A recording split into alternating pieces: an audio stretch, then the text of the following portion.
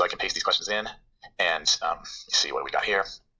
Okay, where do I get free pictures for my GMB? Okay, this is a great question, which I actually have just been, so it says download from your cell phone. I know it's better to do that location, but it's not possible with this location. I need 30 pictures. Does that become part of the website? Okay, so here's some ways that you can get great photos for your GMB. One way that I do it is I go to actually Bing Maps, okay, and I grab Street View screenshots, okay? So I'm going into Bing Maps, and I'm going to go to Bridgeport Coffee, which is a coffee shop that I enjoy, and then I'm going to go into, let me just Careful, it's not Google Map, it's Bing Map. zoom in down on here so I can get a better Street View, okay? And if you're in Bing Maps, you scroll down here, you see this little thing down here, they call it Street Side, which is like their version of Street View. And the thing I like about this is these are Microsoft images, okay? So this is not the Google card, these are images that have been taken by Microsoft, which the reason why I use Microsoft's images is then I know that Google is very, very unlikely to have a record of any of these images. So Google will have an image of this specific corner, but they won't have an image with this blue truck here and this little gray minivan turning right and this white van heading off in the distance. So this image here, let's say you were doing, you had a maps listing for this Park Packing Company.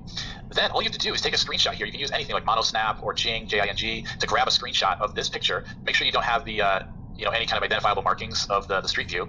And there you have an original image of the outside of your building. You can even include the street signs here, boom, Ashland and 41st Street. So it's obvious where this image is taking place. And it's a great way to get free pictures, to get free photos for your GMB.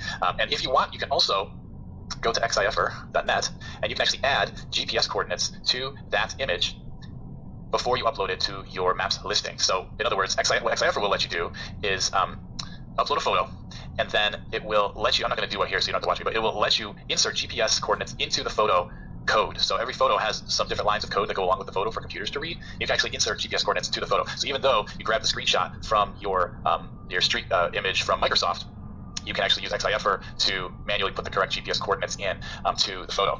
So that's one way you get free images. There's lots of other ways. I mean, I take pictures of my phone just of anything. Like let's say, for example, if you were an electrician,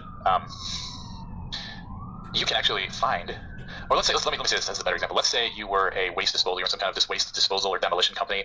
You could actually find on Street View an image of a garbage truck. Boom. Okay. It's not the most fancy image in the world. Okay. But this is an image that doesn't exist anywhere on Google. Do a screenshot of it again and put that in your GMB. You can find a photo of any work truck. I mean, you can literally go through this. If you are on this Microsoft street image, what do they call it again? Street side. If you're here in street side and you just go down the street for a little while, you're gonna come up against. I mean, you're gonna easily find a work truck, okay? Easily that you could grab a photo of without ever having to leave your home. You gotta get creative with it though, and grab images off of here and just take screenshots of them and use those for your Maps listing. It's a great way to get free photos. I also just, when I'm out and about, just take photos with my phone. If you have a Maps listing, let's say a real common one, a lot of people are in tree service. Let's say you have a tree service listing. Anytime you see somebody cutting down a tree, take a snap of it with your phone. There's no, don't get like obviously people's faces and stuff, so you don't have to get like a model release and everything. But just grab a quick shot of the. We have a tree service listing, and we actually we had to cut down some trees. And so while we were doing that, I had my daughter do it. Take a whole bunch of pictures of like the tree trunks and the branches laying on the ground and the chainsaws and everything, which then we can use for our Maps listing. So they're always, and don't overthink the photos, because most people aren't going to scroll through the photos and analyze them in detail. You're just trying to fill out your listing a little bit. So those are some ways. You can also just upload a logo, create a logo. I've even had images like this, and then I'll overlay some text on it, and that'll be my photo. And the text will be like a pitch with the phone number of my listing on it. So you can get real creative with it, with the photos. If you don't mind paying a little bit, you can actually also just go to Craigslist and get someone to take photos for you. If there's a lot of people that have like photographers that are like amateur photographers that would be willing to take some photos for you for cheap. You can easily go in and find someone on like a Craigslist type site that will take some photos for you for really cheap. They can even take photos of the area that you want specifically. Like maybe you tell them I need you to go to such and such a street corner and I need you to take 5 photos of this building or whatever, even if you're not even in that city.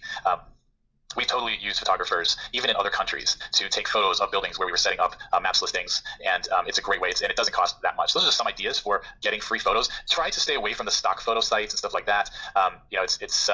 It's Google has a record of all these stock sites, like Getty Images. I mean, don't go on Getty and grab like a bunch of photos, because Google has all of these photos, has a record of all these photos, and it's going to be obvious to them that you've uploaded stock photos to your Maps listing. So you want to try to avoid that if at all possible. Another thing that I've done is Office. Just go on Google Images like this and find a photo that you like, okay, and then I'm gonna view image. And I'm going to zoom in on it like this. I'm going to zoom in on just one part of it. Oops. And sorry guys, this is. And then just to make it a little bit different, and then I'll take a photo of the photo.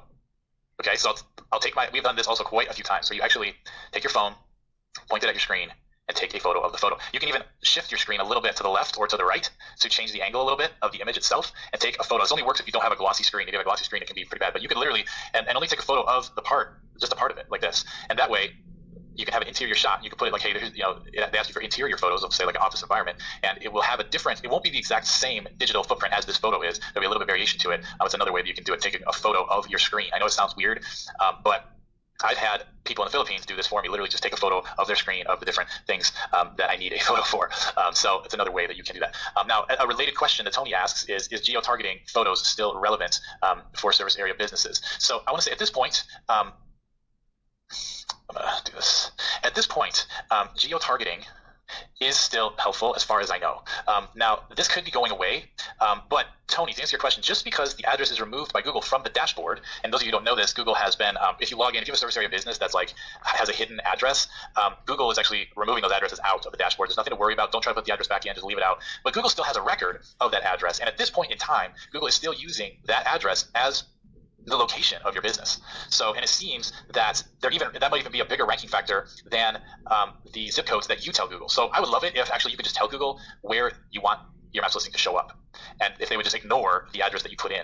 But that's not how they're doing it. They say, hey, tell us where you want your listing to show, but then they're still using the address that you originally put in as to help to let them know where to rank you. So that said, geo-targeting photos to match the original address that you put in when you set up your Maps listing can still help. Now, I know, guys, this is a guy in the group and I recorded a little video actually of him explaining this, but he actually geo-targeted photos all around his local area in different suburbs where he wanted his Maps listing, and his Maps listing actually was showing up in the areas where he had geo-targeted photos, even though that wasn't where his actual address of his business was. So I haven't tested this recently, but it's definitely worth a shot of uploading some photos that are geo-targeted with